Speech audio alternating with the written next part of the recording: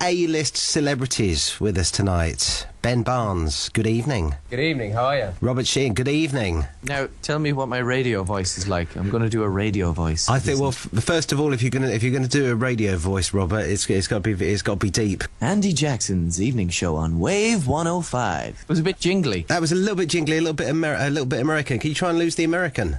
Okay, right. Okay. Andy Jackson's evening show on Wave 105. That's more like it. Listening up now. Live on Wave 105 with me, Andy Robert, Jackson. and Andy Jackson, and Ben as well. Tell us about Killing Bono. Okay, well, let me take the reins here. Killing Bono is about two brothers called Neil and Ivan who kind of grounded out in the music industry, both in Dublin and London, over the course of about 6 or 7 years, and started in North Dublin alongside another rubbish garage band who then became known as U2 and went off to achieve some modest success.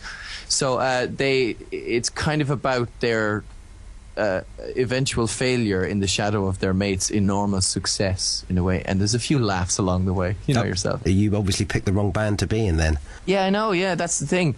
And for dramatic purposes, there's a decision that gets made in the film which denies my chances to be in U2. I make that decision made by my older brother on Robert's behalf, actually, in the movie. It's very much kind of we kind of watched the movie with Nail and I before we started shooting. It's very much one with a kind of blinkered, blind ambition to succeed and be a celebrity and be successful and take over the world, and a sort of hapless, beleaguered little brother who's kind of dragged along for the ride and has his emotions toyed with by this crazed figure that I play in Neil. Is it on the 1st of April it's coming out? Is it the very first of the month? It's not an April Fool's joke, though. It is seriously actually coming out, although it is very funny. April Idiots Day, as it's known. And it's a film about two idiots. Did you enjoy making the movie? Was it one of those things that you'd happily do again, or did it have its moments where you think, I can't be doing with this? Do you know what? There's moments where you've been sewn into your leather trousers and you've got a slinky, sparkly vest on and lots of makeup and a wig, and you're strutting and lunging and screeching in front of sort of the Belfast teenagers who are being paid modestly to be there and scream for you, but rent a crowd. You know, a rent a crowd is still, you know, they're still fans. A scream is a scream. That's my philosophy. And you know, we had a wonderful time pretending to be rock gods, even if there were only 17 people watching us. And and you know, it was one of the first ever scripts that made me laugh on every page. And I remember being in Australia making one of the Narnia movies, reading the script for it for the first time, and kind of by page 6 I was kind of hopping up and down pretending to be Neil McCormick, and that's when I think you're onto something that could be a lot of fun. So Ben, has it kind of inspired you to take that as a secondary career then? Could you imagine yourself doing that? I can imagine myself doing it in the guise of Neil, much in the vein of Spinal Tap. They go on tours, don't they, as their characters, fictional characters from that film. I don't think my ego could take the crushing blows that a real career in the music industry you sometimes have to suffer. I don't think. I'm going to ask Robert a question now, because obviously, you know, part of an actor's life is sort of taking on a wide variety of roles.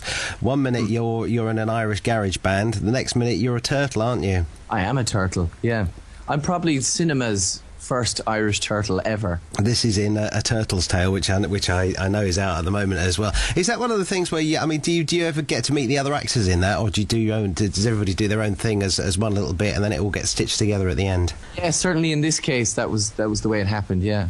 So I came in and they already had Dominic Cooper's little turtle voice recorded, so I just reacted off of that and basically did what I did in this film, just flailed about, but it was just in a studio instead. Is that the secret to good acting then, flailing about?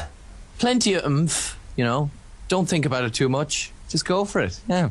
Just pretty much all there is. Gusto and verve, I think, with the kind of main ingredients for these particular characters. I mean, it's supposed to be a kind of just rollicking, fun, fun story, and underneath it there is a kind of an interesting take on people's lives not actually necessarily panning out how you expect it to, or how, you know, success in life doesn't always come in the form that you hope it might or wish that it might. Not everyone, you know, turns out to be the kind of rock star or film star or sculptor or TV chef that they sort of you know, possibly chef. think they might be in their teens. I want to be a TV chef. What you've just done there is, as well as you've given the little sort of byline to promote the movie with, because you've described it as a rollicking, good fun movie. I would stand by that very much. Everyone loves a good rollick. I've never heard anybody actually get the word rollicking into a conversation, so I get maximum 5 points for that. Yes, thank you. Awesome. I can go along with my cuff and my plaque. Plus, if anyone wants to hire me as a TV chef, I'm open to that idea. Ben and Robert, thank you for having a chat with us this evening. Thanks. It's good to be on Wave 105 with Andy Jackson.